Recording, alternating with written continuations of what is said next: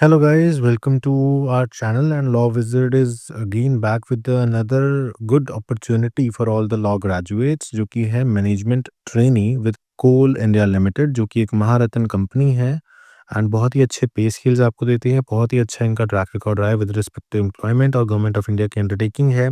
तो जितने भी बेनिफिट्स आपको एक सरकारी नौकरी में मिलते हैं वो सभी बेनिफिट्स भी आपको यहाँ पे प्रोवाइड किए जाएंगे।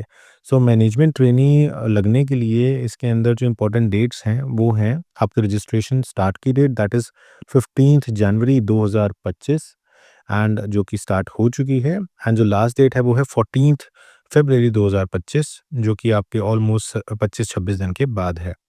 इसके अंदर सारा का सारा एप्लीकेशन फॉर्म आपका ऑनलाइन है, जो कि आपको ईमेल करना होगा। That will see in the upcoming sections of this video. Now अगर हम क्वालिफ़िकेशन की बात करते हैं तो लीगल के अंदर हमारे पास क्वालिफ़िकेशन के अंदर 3 इयर्स या 5 इयर्स आपके पास डिग्री होनी चाहिए। No post qualification experience is required, this is very important. आपके 60% मार्क्स मिनिमम होने चाहिए, लेकिन कोई भी पोस्ट क्वालिफ़िकेशन एक्सपीरियंस की ज़रूरत नहीं है, which makes it a very attractive opportunity specially for young professionals जो कि अभी स्टार्ट करना चाहते हैं, उनका पोस्ट क्वालिफिकेशन एक्सपीरियंस नहीं है, उनके लिए एक बहुत अच्छा चांस बन जाता है गवर्नमेंट ऑफ इंडिया के साथ जुड़ने का और एक परमानेंट जॉब को प्राप्त करने का। अगर हम बात करते हैं इसके जो अदर एस्पेक्ट्स हैं, आपको याद रखना है कि एक तो आपकी जो डिग्री है उसके अंदर 60% मार्क्स आपके ज़रूरी हैं। 59.99% भी कैलकुलेशन के अंदर राउंड ऑफ नहीं किए जाएँगे। So you will be considered ineligible if you have 59.99% marks. ये आपको चीज़ ध्यान रखनी है, तो 60% आपके एग्ज़ैक्टली जो हैं वो होने चाहिए, otherwise you will not be considered for eligible for this post. And अगर नंबर ऑफ पोस्ट्स की बात करते हैं तो जनरल कैटेगरी के अंदर अनरिजर्व्ड आपके पास 6 सीट्स हैं, एससी कैटेगरी के अंदर 1 सीट है, ओबीसी कैटेगरी के अंदर 2 सीट्स हैं, फ्रेश वैकेंसीज 9 हैं।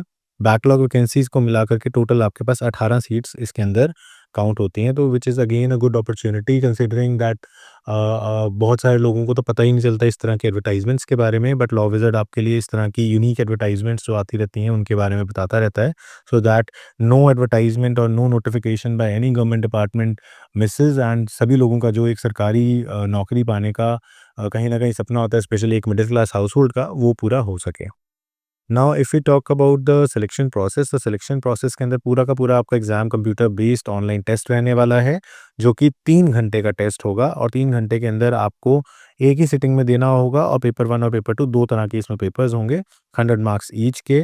पेपर 1 के अंदर आपका general studies, GK, awareness, reasoning, numerical ability, general English, ये सब आएगा और पेपर 2 के अंदर आपका प्रोफेशनल नॉलेज आएगा। यानी कि क्योंकि हम लॉ ग्रेजुएट्स हैं तो हमारे लिए लॉ के क्वेश्चंस जो हैं 100 वो पूछे जाएँगे पेपर 2 में, एंड उसके बाद आपका जो है टोटल निकाला जाएगा जिसके हिसाब से कट ऑफ आएगी।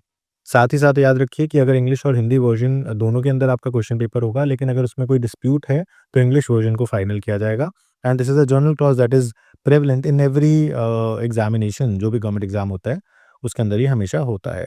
क्वालिफाइंग मार्क्स की बात करें तो आपके मिनिमम क्वालिफाइंग मार्क्स 40 रहेंगे for the general candidates, 35 for the OBC candidates and SC ST, और फिजिकली डिसेबल्ड के लिए 30 मार्क्स इसमें मिनिमम आपके पास क्वालिफिकेशन के लिए रहेंगे। एप्लीकेशन फ़ीस की बात करें तो एप्लीकेशन फ़ीस नॉन रिफंडेबल है, एंड जनरल कैटेगरी और ओबीसी के अंदर क्रीमी लेयर की जो कैटेगरीज़ है उनको भी ये पे करनी है 1000 रुपीज़, और जीएसटी ₹180 मिला के ₹1180 बन जाता है। एससीज़, एसटी और बैकवर्ड फिजिकली डिसेबल्ड कैंडिडेट्स जो हैं या फिर जो already employees of Coal India Limited and its subsidiaries हैं, उनके लिए एग्ज़ाम की एप्लीकेशन फ़ीस माफ़ है, उनके लिए फ्री है। So you can if you belong to any such category तो आप डायरेक्टली इसको जो है भर सकते हैं। आपको कोई भी पैसा इसमें खर्च करने की ज़रूरत नहीं है और किसी भी तरह का टीए, डीए वगैरह आपको नहीं दिया जाएगा। एग्ज़ाम सेंटर तक जाने का मतलब कि खर्चा आपको जो है प्रोवाइड नहीं किया जाएगा। अगर अपर लिमिट की बात करें तो 30 ईयर्स इसकी अपर लिमिट है, यानी कि 30 ईयर्स से कम आपकी एज होनी चाहिए तभी आप इस एग्ज़ाम को भर सकते हैं, और ये एज काउंट होगी 30 सितंबर 2024 से। इस डेट को अगेन याद रखिए, कहीं आप सोचें कि आज एप्लीकेशन डेट से काउंट होगा, नहीं, आज से नहीं काउंट होगा। It will be counted from the date that is 30 September 2024। और रिलैक्सेशन की बात करें तो with respect to different categories आपको एज रिलैक्सेशन मिल जाएगी। उसकी टर्म्स एंड कंडीशंस आपको अपनी कैटेगरी के हिसाब से देखनी होगी, जैसे कि ओबीसी नॉन क्रीमी लेयर के लिए 3 इयर्स है, एसएसटी के लिए 5 इयर्स है, फिर उसके बाद जनरल कैटेगरी में पर्सन विद डिसेबिलिटी का 10 ईयर है, ओबीसी के लिए 13 ईयर है, नॉन क्रीमी लेयर में एससी एसटी के लिए 15 ईयर है, and so on and so forth. With respect to pay, तो पे की अगर हम बात करें तो आप मैनेजमेंट ट्रेनी लगेंगे E2 ग्रेड के अंदर, जिसके अंदर आपका ग्रेड पे होगा 50,000 से 1,60,000, जिसके अंदर इनिशियल बेसिक पे होगी आपकी 50,000। एंड उसके बाद आप जब 1 ईयर का प्रोबेशन पीरियड कंप्लीट कर लेंगे, जिसको ट्रेनिंग पीरियड भी बोलते हैं, तो you will be promoted to E3 grade, जिसके अंदर आपका पे स्केल होगा 60,000 से 1,80,000 विद इनिशियल बेसिक ऑफ 60,000। अब यहाँ पे ये चीज़ क्लियर नहीं की गई है कि वेदर 60,000 के ऊपर आपको डीएनएस अलाउंस और एचआरए मिलेगा या नहीं मिलेगा।